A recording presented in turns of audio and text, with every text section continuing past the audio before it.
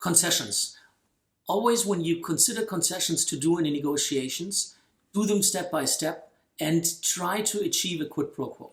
This means when you give in $100,000, $500, X amount of money as a discount, always try to get something in return. Something in return can be something very simple. It can be a newspaper article. It can be an open site for site inspections for other customers. It can be many things which are having a high value for you, but a very low value for your customer. So you should always try to get these bargain items in place before you go into the negotiation and understand what you can bargain them for. The next thing is when you are discounting, don't discount in percentages. I give you 1% discount, I give you 2% discount, because these numbers don't mean anything. The real meaning behind a value is if you put this into a much more tangible item, such as I've just discounted you a Porsche Turbo S. So you have to understand that this is what the customer then suddenly realizes and puts into context.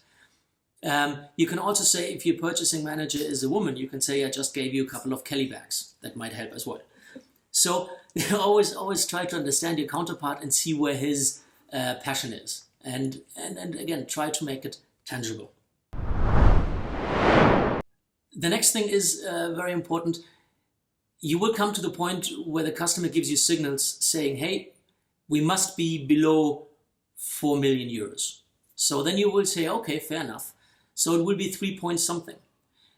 Then the negotiation really starts. If the 3 point something is available for you, then you should better set the next number as high as possible. So set it as a 9.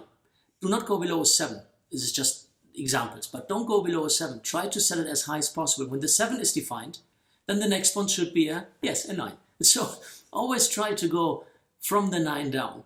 The interesting thing is that each number counts, and the last 3 digits is still a very nice dinner.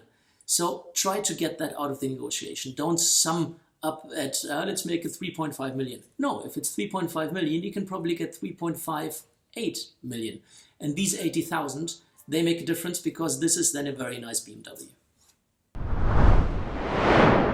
I was once given the great idea or analogy to basically say every time you give away something for free in the negotiation, you have to take a little animal from your children and cut off a leg of that animal, because you just basically slaughtered a leg or an arm away from your company when you gave away a discount without getting anything in return.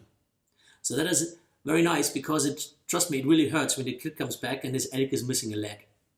Johannes, I'm so impressed when you tell from your experience. It's absolutely wonderful. I would be happy to come with you to your negotiations. And what I'm taking with me is, first, take the buyer seriously. He does want to make his job, and it is his job, and it's just important to have the right amount of respect and to show this respect.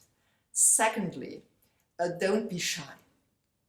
If he is demanding his part, I will have to demand my part. And third one is always ask for a quid pro quo and make all these concessions tangible. Maybe I can add one last thing after the closure note from you. Always bear in mind there are really 2 things which are important at every negotiation, and that is how you have to go in. First one is you are partners. With whomever you're going to negotiate, you are entering a partnership, short or long term, depending on the invest they will do with you.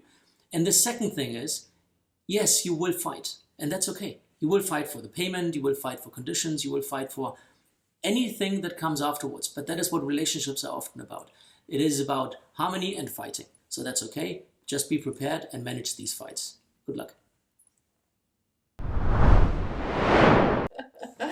And so, dear listeners, this was today's episode of Nego.coach. Please follow us on all the channels, and till the next time, thank you. Bye-bye.